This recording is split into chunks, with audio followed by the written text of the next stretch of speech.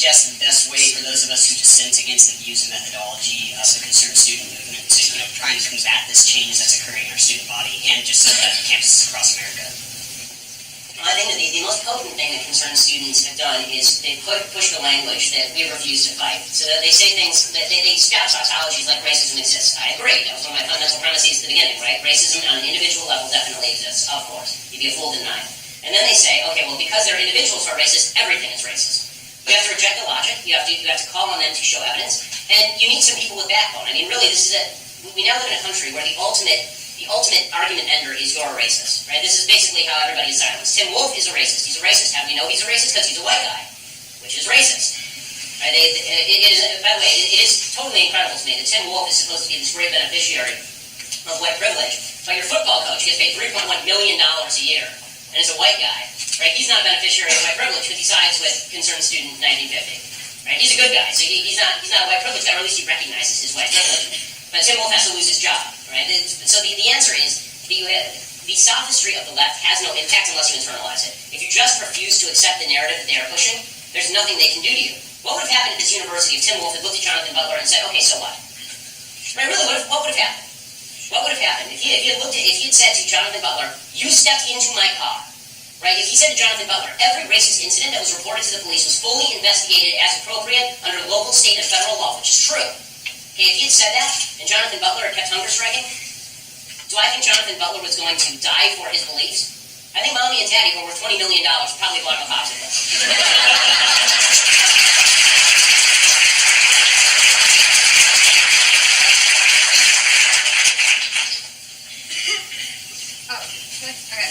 Hi, I'm Olivia. I'm with the Mizzou CRs. I'm doing questions online, so these are going to be from Twitter. So David R. Shorten at D. Shorten Music wants to know, in the ideological war between left and right, what are the strongest weapons on both sides? Well, the strongest weapon for the left is always character attacks, right? You're a racist, sexist, bigot, homophobe. It's actually the only argument that they have, generally speaking. They disagree with you, therefore you're a bad person. Right? This is what basically Barack Obama said this with regard to anybody who objects to the Syrian refugee idea, right? You're a bad person, you hate children, you hate women, you fear widows, right? You're a bad person. We can't actually have a logical discussion about the issue, you're just a bad person. That's the strongest argument on the left side. The strongest argument on the right side, presumably, which is why I'm on the right, is evidence and logic. The problem is that in an argument, evidence and logic actually tend to lose to character assault. Character assault tends to win. Because once you've been labeled a racist, no one wants to hear your evidence and your argument. And so, as I have frequently said, the biggest mistake that people on the right make is that when they are called a racist, sexist, bigot, homophobe, they then proceed to try and have a normal conversation with the person who labeled them this. Right? The proper answer to "you're racist" is not, you know what, let's have a discussion about race in America. The proper answer to "you're racist" is, no, you're an a-hole. Because for somebody to call you a racist without evidence is an a-hole thing to do. Right? You are not supposed to just drop character charges on people without any evidence of any sort. You're supposed to be able to back it up. So the right needs to start using that argument. It's effective, I know from personal experience, and it is a useful tool, because until we can get to the point where the left and the right actually have discussions about policy and not about character, nothing is going to happen that's good in American politics. You like to discuss character attack the left likes to use to get their victories, how President Obama won in 2008 and 2012. Mm-hmm. Do you see Ted Cruz going after Carl Quintanilla at the CNBC debate as a change, as the left is starting to wake up? I thought it was great. I think that my view is that, and I've said this before, if Republicans had a choice between winning the 2016 election and totally destroying the media where it stands, I would absolutely pick the latter. The mainstream media is a disaster area. They are corrupt from top to bottom. And I'm glad, and the truth is that corruption can only exist on the back of Republican stupidity. Because it's Republicans who go on these shows and then give them the patina of legitimacy that they don't deserve. Right? It's Republicans who go on, I mean, what's amazing to me is when the George Stephanopoulos stuff started to break. Like, George Stephanopoulos gave lots of money to the Clinton Foundation. I remember sitting there being like, wait, he was their chief of staff. Like, why is this a shock? Why is this taking him down? Nobody realized this for the last 20 years?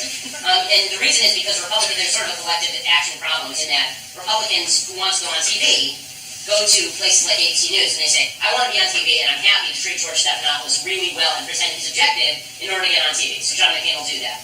If Republicans en masse just started saying to people at the top of interviews, this isn't even be mean, it's just real.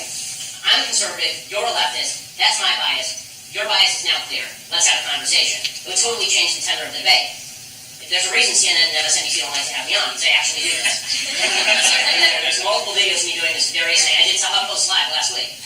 right?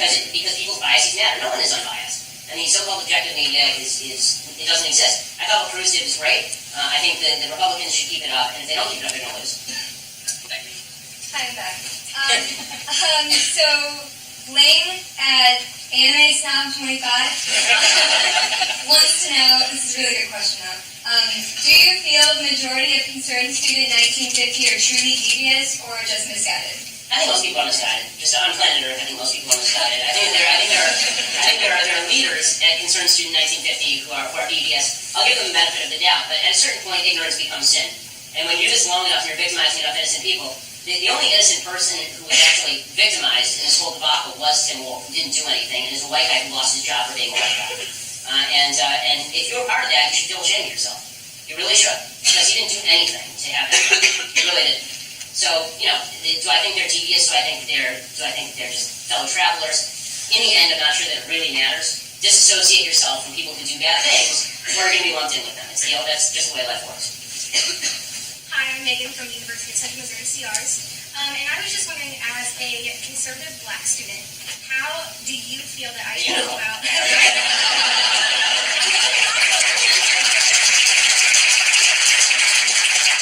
How should I go about voicing my political views and values without being attacked by people who say that I'm not black enough or I don't fit in either way? Yeah, I mean, the racism of the left is truly clear when you talk about black conservatives. I mean, everybody is black enough, unless they're Ben Carson, in which case they're not black enough, or Colin Powell, and who's a Republican. It was amazing how Colin Powell switched from being not black enough to be the blackest guy on earth the minute they started supporting President Obama. All the questions just disappeared magically.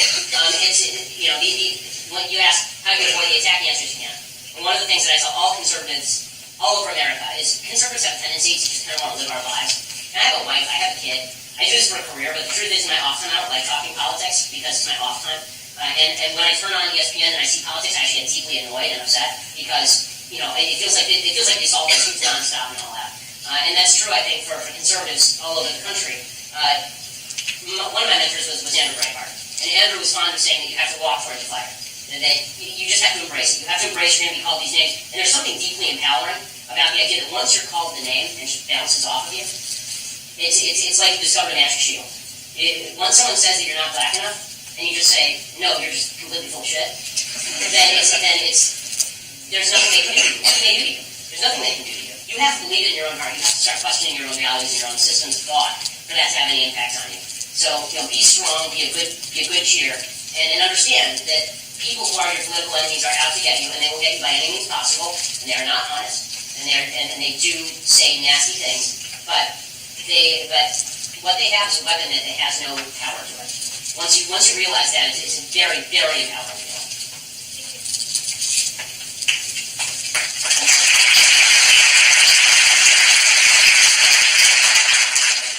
I'm the videographer whose video went viral last Tuesday. It's missing 2.5 million views. I wanted to, you had me until you brought up Caitlyn Jenner for no reason and called her a man. Well, it was asked, so for no reason. I want to know why you think that the conservative media is picking up on this story so much, whereas the liberal media has not been reporting on this to the extent that you guys did. Full disclosure, I did talk on to Breitbart's Alex Strassel. Yeah, some of our reporters, right? Yeah. Yep, and that interview was a mistake. But I do want to know why you think that... Why the imbalance? Do you think that the conservative media is using this to push their agenda? Yes, it's an actual agenda. So yes, I mean, I'm not going to pretend that... I'm honest enough to acknowledge that everybody has bias. And so, obviously, people tend to push stories that back their points of view. It just so happens that this story backs the true contention that folks on the left want to shut down free speech and are not particularly interested in it when it conflicts with what they want. So, yeah, I mean, there's a reason the left isn't going to pay attention to it because it cuts against what they want to say. The left wants to say that offensiveness is a significantly more important, being non-offensive is a more important value than free speech. This is what they want to say. And the right says free speech is a more important value than non-offensiveness. So in that battle, your video was a perfect example of free speech. It was a clarifying moment. It was a clarifying moment for a lot of people who saw that for the left, non-offensiveness is more important than freedom of speech. Okay. do you know why the conservative media has covered this story to a greater extent than Tim Wolf resigning? The only fallout from my video has been that Melissa Click has resigned from her journalism appointment. She's still on with the community. Well, I mean, I can tell you that Professor Click has become a meme in conservative circles, and she's become the face of the American left fascist movement with her, pointing at you to get out and calling for muscle against you. So, the idea I don't think that the story is over for Professor Click. As far as the coverage of Tim Wolf, the reason that yours went viral is because this actually does not have to do with conservative versus left. There's just a difference between video and no video. Video is something people can watch, it's something people can share. This is why, folks, if you actually want to make a difference in the world, you all have cell phones, you're all journalists now. Congratulations. Go out, get a story, you can break it, it can become a big thing like this. Right? So that's really the moral of the story. Speaking of next election, this question really is unrelated, but Yeah. I'm just curious who you think is the best president for America? The guy who I think would be the best president is Ted Cruz. I like a number of the Republican candidates. I like Ted Cruz. I like Marco Rubio. I think he's wrong on immigration. But honestly, I would take a flaming bag of dog pieces over Hillary Clinton. With the football team kind of boycotting tickets until I'm not sure how much of a sports commentator you were. They sound like they're bad vibe.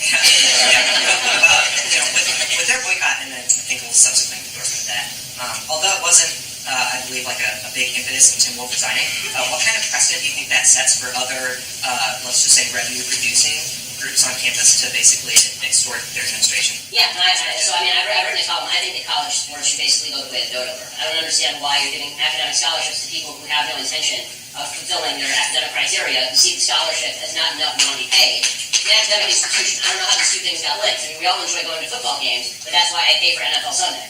Right? I mean, this is the idea that taxpayers, especially at state-sponsored universities, taxpayers are supposed to pay a portion of salary. It's $3.1 million in order so they can have a football team for a bunch of people who, again, are going to major in phys ed.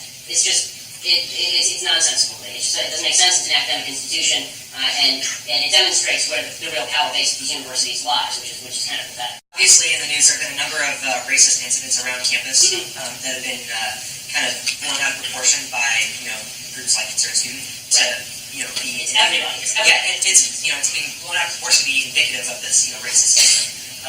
I was wondering how much you think the substance abuse culture, which is also just prevalent on college campuses. I was wondering how much you think that's behind these isolated incidents, and how, if at all, should we combat that, and what effect? Okay, so I guess the question is, is this all because of drunken luxury? And no, I think that a racist who gets drunk is a racist, and a non-racist who gets drunk doesn't naturally become a racist. I think racists are racists. I also think that on a university campus, what do you have, 30,000, 35,000 students here? And a campus of this size would be shocking if you had no racist incidents across that campus. It's a big crap. I mean, racist incidents happen.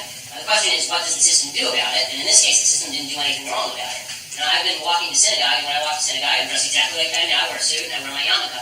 And when I walk to synagogue, I've had incidents where people drive past me in a car and shout anti-Semitic slurs. I didn't call for the mayor of Los Angeles, where I live, to resign. That wasn't his fault. I mean, the question is, what does the system do about it? Not are there individual racists? Of course there are individual racists. And of course, and here's the thing. This is where not only the legal framework, but the cultural framework comes into play, which is, once people do this, if somebody is caught, saying the N-word to a black student on campus, and their name is blown up in the media, how hard do you think it's going to be for that person to get a job for a long time? That's the first thing. Anytime they Google that person's name, that's the first thing that comes up, and no one wants to hire a racist. There are very severe societal ramifications and penalties for this kind of behavior. And I believe fully in the idea that the culture and the society should punish people who act badly. The idea that the administration is responsible for every little thing that goes on is this godlike view of governance and the administration that I find personally reprehensible. Take responsibility for yourselves and recognize that individuals do bad things, and that's not always the fault of the people in charge. Okay, so this is from Summer at Summer Eliza. She wants to know, has there ever been an experience in which you thought public expression went too far and it should be curbed? Sure. I mean, in terms of should the government come in and prosecute somebody for public expression? I've actually changed my views on this over time. I've become significantly more libertarian over the past 7 years as I've watched the president try to crack down on particular kinds of public expression.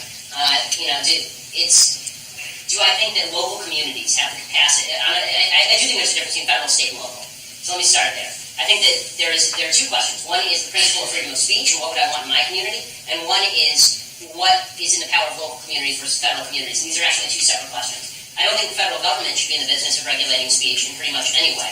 I think that local communities, if my little town doesn't want pornography in my little town, I think my little town has the right to ban pornography. I don't think the founders died on the fields of battle to protect Hugh Hefner putting out naked ladies.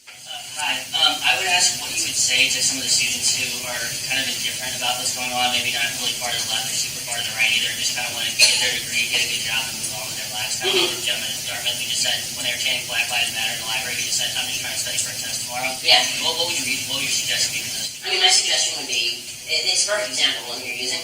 My example would be, well, you're not getting to study, are you? Right? Meaning that you can try to stay apathetic, you can try to stay out of harm's way, you can try to avoid the battle, you can try to maintain your neutrality, you can try to say that I just want to live my life and be left alone. The left will not leave you alone. You are a tool. Okay, for the left, which is in search of utopia, every human being is either a tool or an obstacle. You're either somebody that they can get to ally with them and they can force that, or you're an obstacle to be overcome, to be destroyed. And so, it's the easy answer is always I'm just trying to study for a test and I have sympathies. I think all of us in life have other priorities that are higher than politics. The problem is politics and truth. So, if you want to study for that test, at a certain point you're going to have to say these people are behaving terribly and they need to get out of the library. If you don't do that, you're not going to get to study in the library.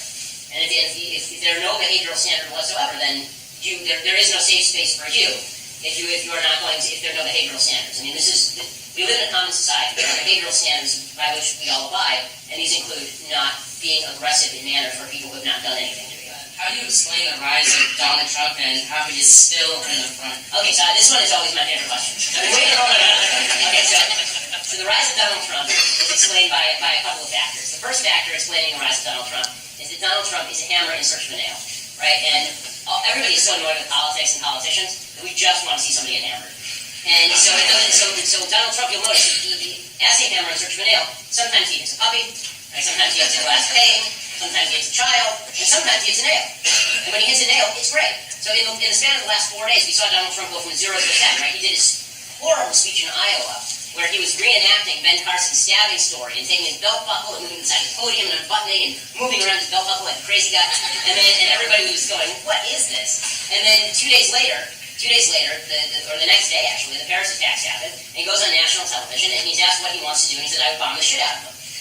And most Americans go, okay, I get that. I'm there. All right. I don't need a 5-paragraph essay. I'm cool. We got it, right? And Trump has a gift for speaking at the lowest common denominator level, which actually is a gift. I mean, it means that you communicate with most people.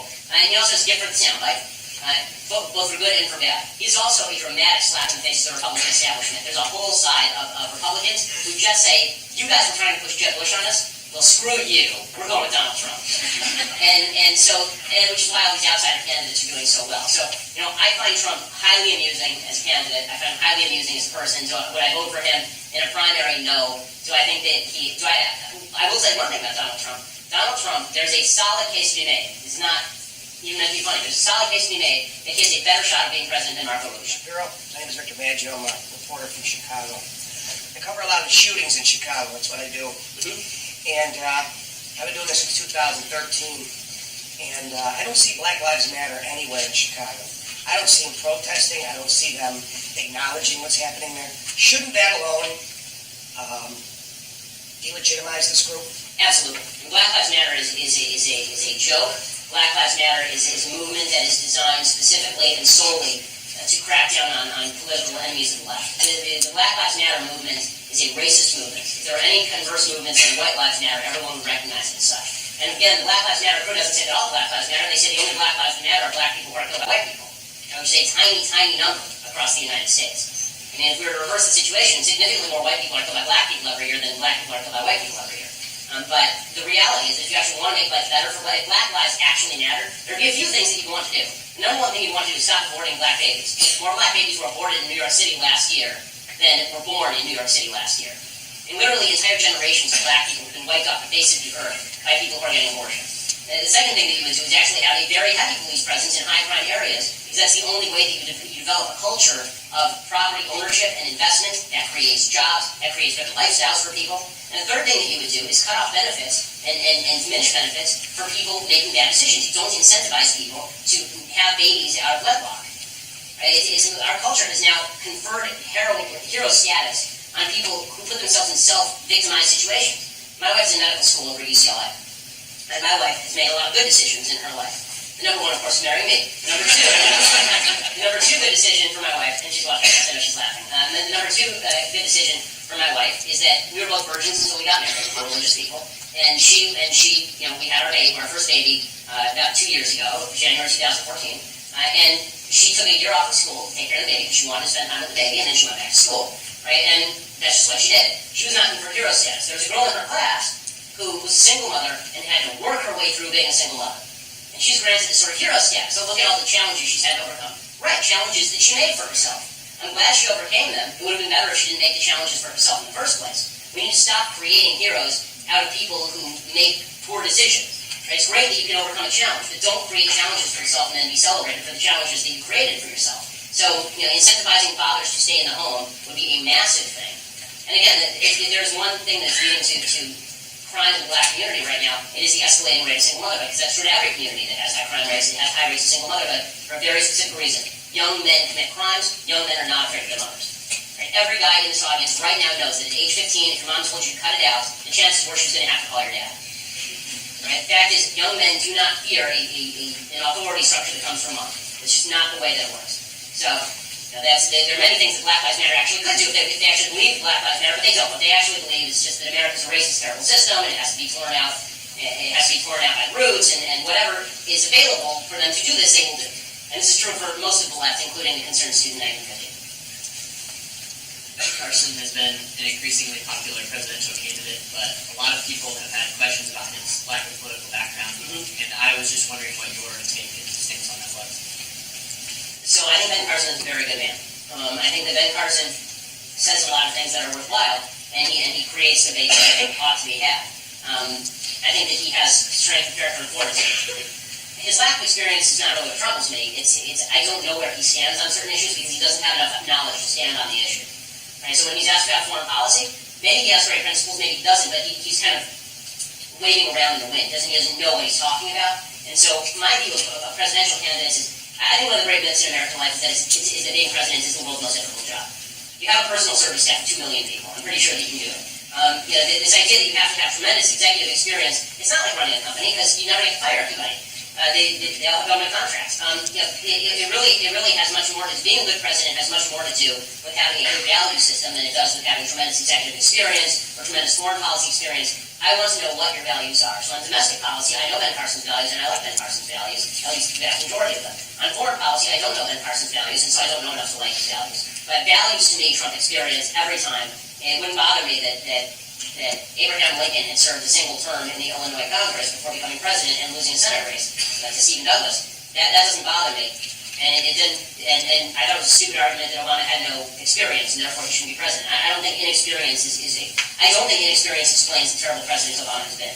We've had many inexperienced presidents and none of them have done this kind of damage. Ideology, values explain the terrible president that President Obama has been. He shouldn't have been voted for because of his values, not because he didn't. If he'd sat in the Senate for 7 terms, he would be just as radical and just as bad at his job. Thanks so much.